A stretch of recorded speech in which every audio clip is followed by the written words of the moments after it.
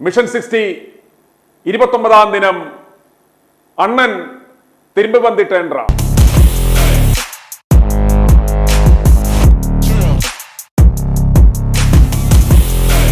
പ്രിയപ്പെട്ട പ്രേക്ഷകരെ, അങ്ങനെ നീണ്ട 38 ദിവസങ്ങൾക്ക് ശേഷം രാഹുൽ മാങ്കൂട്ടത്തിൽ തന്റെ മണ്ഡലത്തിൽ തിരികെ എത്തിയിരിക്കുകയാണ്. പാലക്കാട്ടെ ജനങ്ങൾ വമ്പിച്ച ഭൂരിപക്ഷത്തിൽ വിജയിപ്പിച്ച രാഹുൽ മാങ്കൂട്ടത്തിൽ ഇന്ന് 38 ദിവസങ്ങൾക്ക് ശേഷം സ്വന്തം തട്ടകത്തിൽ തിരികെ എത്തിയിരിക്കുകയാണ്. നമുക്കറിയാം, കഴിഞ്ഞ 38 ദിവസങ്ങളായി പാലക്കാടുള്ള അമ്മമാരും സഹോദരന്മാരും പ്രാർത്ഥനയോടെ രാഹുലിന്റെ വരവിനായി കാത്തിരിക്കുകയായിരുന്നു. കേക്കച്ചൻ എന്ന് പറയുന്ന പിണറായി വിജയന്റെ 3ാം തുടർഭരണത്തിന് അച്ചാരം വാങ്ങി ജട്ടി വിപ്ലവത്തിന്റെ ആ നായകൻ, ആ നാണംകെട്ട നായകൻ കഴിഞ്ഞ ദിവസവും പാലക്കാട് എത്തി പറഞ്ഞിരുന്നു, ഞങ്ങളുടെ ഉത്തമ ബോധ്യത്തിന്റെ അടിസ്ഥാനത്തിൽ കൂട്ടായി എടുത്ത ഒരു തീരുമാനമാണിത്, അതുകൊണ്ട് അതിലൊന്നും ഇനി അതൊക്കെ ഒരു അടഞ്ഞ അധ്യായമാണ് എന്ന് ഇന്നലെയും ഈ നാണംകെട്ടവൻ ആവർത്തിക്കുകയുണ്ടായി. ഇക്കഴിഞ്ഞ ശനിയാഴ്ച അദ്ദേഹം പാലക്കാട്ട് എത്താനിരുന്നതാണ്. അദ്ദേഹം എന്തുകൊണ്ട് പാലക്കാട്ട് ശനിയാഴ്ച എത്തിയില്ല എന്ന ഒരു വിശദീകരണം ഞങ്ങൾ നൽകുകയുണ്ടായി. ഇദ്ദേഹത്തെ സ്നേഹം കൊണ്ട്, ഇദ്ദേഹത്തെ സ്നേഹിക്കുന്നവരെ കൊണ്ട് അദ്ദേഹത്തെ പാലക്കാട്ട് എത്തിക്കാതിരിക്കുവാനുള്ള ഒരു തന്ത്രമാണ് ഇവർ മെനഞ്ഞത്.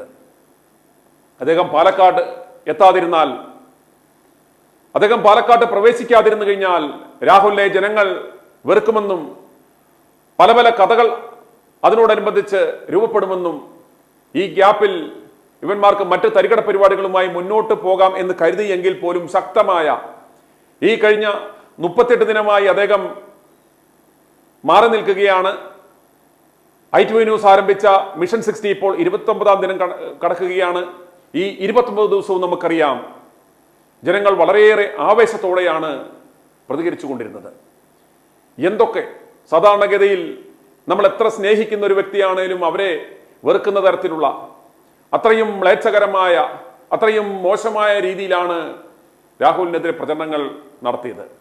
അതിലേറ്റവും വിഷമകരം, ഇവരുടെ ആരോപണങ്ങളെക്കാൾ ഈ നാണംകെട്ട പണിക്കുള്ള കൊട്ടേഷൻ ഏറ്റെടുത്ത് വന്ന് ഇത്തരം ആരോപണങ്ങൾ നടത്തിയവർ പറഞ്ഞ വാക്കുകളേക്കാൾ ഏറ്റവും കൂടുതൽ രാഹുലിനെയും ജനങ്ങളെയും വേദനിപ്പിച്ചത് അദ്ദേഹം ഏതൊരു പ്രസ്ഥാനത്തിന് വേണ്ടിയാണോ ആത്മാർത്ഥമായി കഷ്ടപ്പെട്ടത്, പോലീസിന്റെ അടികൊണ്ടത്, ജയിലിൽ കിടന്നത്, ആ പാർട്ടി തന്നെ അദ്ദേഹത്തിന്റെ കരിയർ ഗ്രാഫിലെ ഏറ്റവും മികച്ച സമയത്ത് തന്നെ, അദ്ദേഹം ഏറ്റവും ശോഭിച്ചു നിൽക്കുന്ന സമയത്ത്, അദ്ദേഹത്തിന്റെ സേവനം ഈ നാടിന് ആവശ്യമായ സമയത്ത് തന്നെ, ഒരു തെരഞ്ഞെടുപ്പിന്റെ പടിവാതിക്കൽ എത്തി നിൽക്കുന്ന സമയത്ത് തന്നെ ആ പ്രസ്ഥാനത്തെ പ്രതിരോധത്തിലാക്കുന്ന തരത്തിൽ ആ ചെറുപ്പക്കാരന്റെ ജീവിതവും അദ്ദേഹത്തിന്റെ കുടുംബവും നശിപ്പിക്കുന്ന രീതിയിൽ ഈ നാണംകെട്ട നടപടിയെടുത്ത ഈ കേക്കച്ചൻ എന്ന് പറയുന്ന ഈ വെറുക്കപ്പെട്ടവൻ, ഈ നികൃഷ്ടജീവി യാതൊരു തരത്തിലും മാപ്പർഹിക്കുന്നില്ല.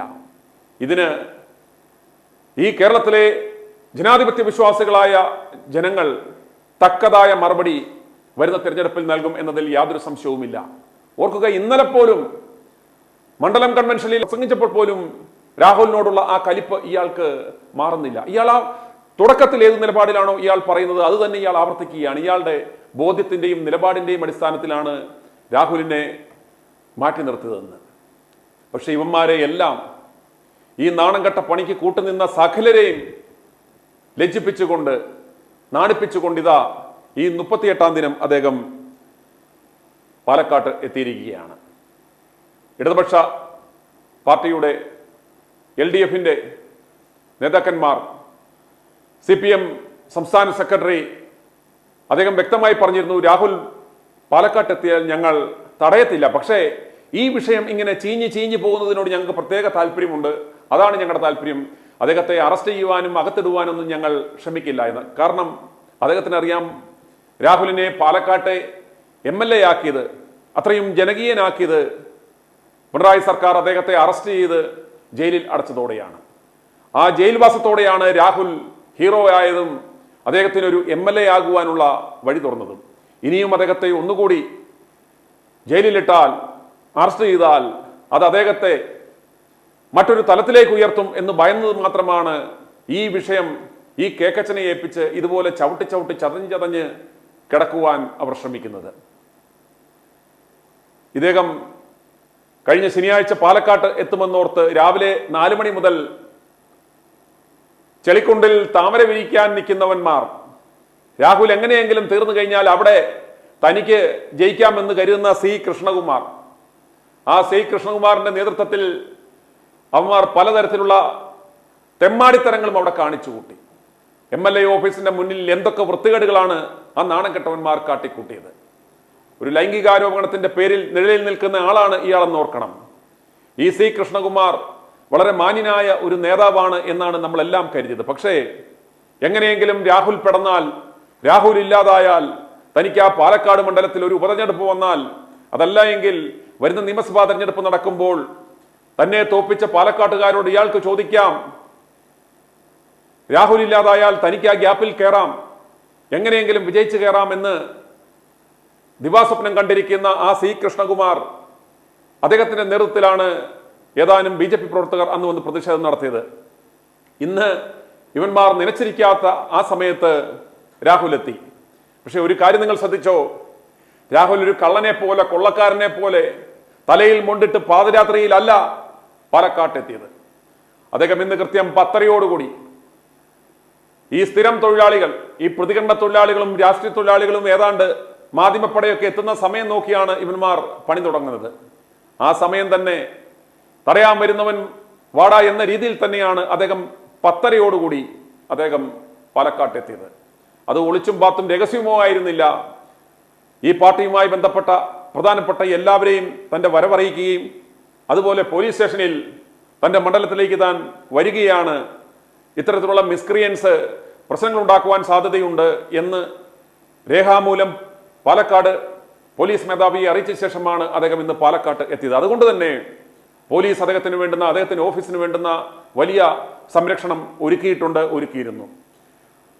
തീർച്ചയായിട്ടും ആഭ്യന്തര വകുപ്പ് അതിന് പ്രത്യേക ഒരു പ്രശംസ അർഹിക്കുന്നു. കാരണം അദ്ദേഹം, ആ സർക്കാർ പറഞ്ഞതുപോലെ തന്നെ അവർ ആ നിലപാടിൽ തന്നെ തടയില്ല, ഒരു MLAക്ക് വേണ്ടുന്ന സംരക്ഷണം സർക്കാർ ഒരുക്കും എന്ന് പറഞ്ഞതുപോലെ തന്നെ അവർ അത് ചെയ്തു. ആ ഒരു രാഷ്ട്രീയ ഡീസൻസി അവർ കാണിച്ചു. ഈ കേക്കച്ചനില്ലാത്ത, സ്വന്തം പാർട്ടിയുടെ പ്രതിപക്ഷ നേതാവിനില്ലാത്ത, സ്വന്തം നേതാക്കന്മാർക്കില്ലാത്ത ആ പൊളിറ്റിക്കൽ ഡീസൻസി ഇടതുപക്ഷം കാണിച്ചു എന്ന് നമ്മൾ എടുത്തു പറയേണ്ടി വരും. ഇപ്പോൾ അദ്ദേഹം ഇന്ന് രാവിലെ എത്തിയത് ശ്രീ പൗലോസിന്റെ വീട്ടിലേക്ക്, KPCC മെമ്പറായ പൗലോസ് എന്ന ആ നേതാവിന്റെ വീട്ടിൽ ഇവിടെ ഒരു മരണം സംഭവിച്ചു. ആ മരണ വീട്ടിലേക്കാണ് അദ്ദേഹം എത്തിയത്. തുടർന്ന് അദ്ദേഹം പല ഭവന സന്ദർശനങ്ങൾ നടത്തുകയാണ്. അദ്ദേഹം MLA ഓഫീസിൽ കയറി കഥകടച്ച് ഒളിച്ചിരിക്കുകയല്ല. വന്നിറങ്ങിയപ്പോൾ മുതൽ അദ്ദേഹം വളരെ ആക്റ്റീവായി, വളരെ സജീവമായി മണ്ഡലത്തിലെ പ്രധാനപ്പെട്ട കാര്യങ്ങളിൽ ഇടപെടുന്ന കാഴ്ചയാണ് നമ്മൾ കാണുന്നത്. ആദ്യം നമുക്ക് രാഹുൽ ആ പാലക്കാട്ട് എത്തിയ ആ ദൃശ്യങ്ങൾ.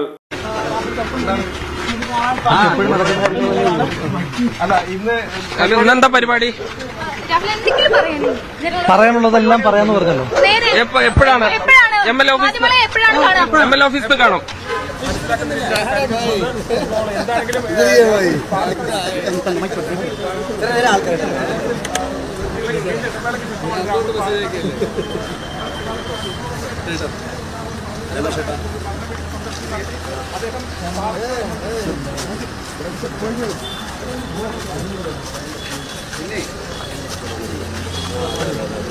ഒരു മിനിറ്റ്, എന്തൊരു ഇവിടെ പറഞ്ഞു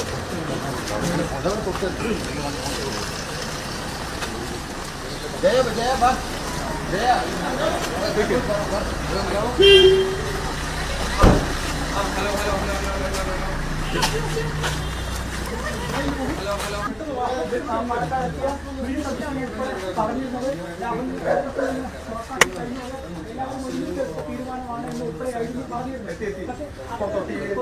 തീരുമാനമാണെന്ന് പറയുമ്പോൾ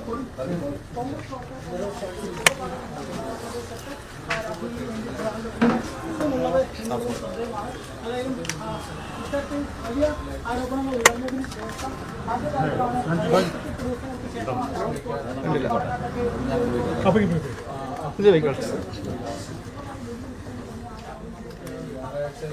ഒരു സൈഡ് നിൽക്കും അവിടെ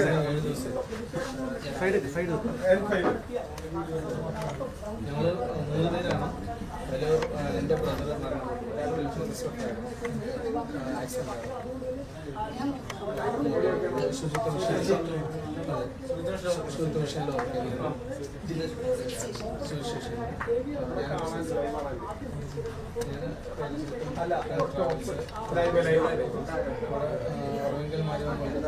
ടൗണിൽ തന്നെയാണ്.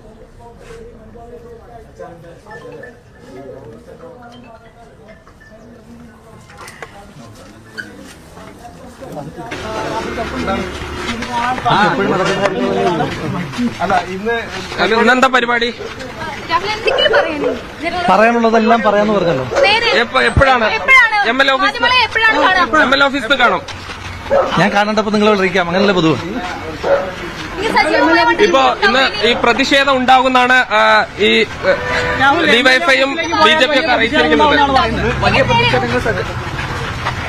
എന്താണ് വീടുകളിൽ കയറുകയാണോ? ഒന്ന് ജനാധിപത്യപരമായ എല്ലാ പ്രതിഷേധങ്ങളെയും സ്വാഗതം ചെയ്തു. ഇന്ന് പ്രചാരണ ഘട്ടത്തിൽ മാത്രമല്ലോ ഞാൻ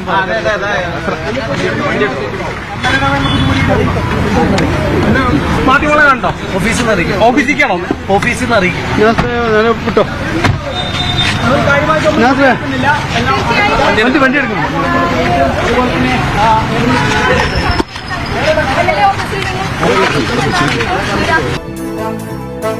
i2i News, an eye for truth.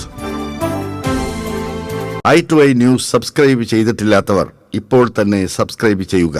Notification ലഭിക്കുവാൻ ബെൽ ബട്ടണും അമർത്തുക.